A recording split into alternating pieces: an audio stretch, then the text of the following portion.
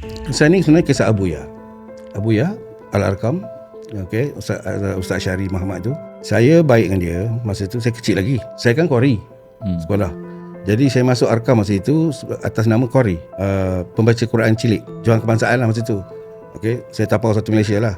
Saya lah yang Tanya terima kasih masa tu. Payah nak dapat situ. My father masa tu tertarik dengan Arkam. Jadi dia pun menjadi ahli Arkam.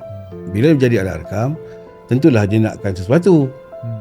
Jadi dia nakkan sesuatu, dia kata ni Razak ada ni mengaji bagus ni, masukkan dia kat sini, biar dia belajar kat sini, kat Sungai Penchala masa tu. Dekat Arkam ni masa itu tidak ada Arwah Mahdiah, tak ada, saya tak tahu.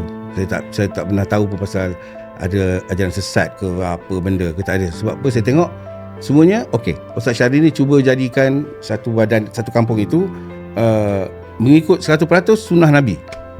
Berserban, berjubah, bercelak, bersuri, macam Nabi lah. Maksudnya gitu, berjambang, janggut, semua sunnah. Atas daripada kopiah sampai ke bawah sunnah.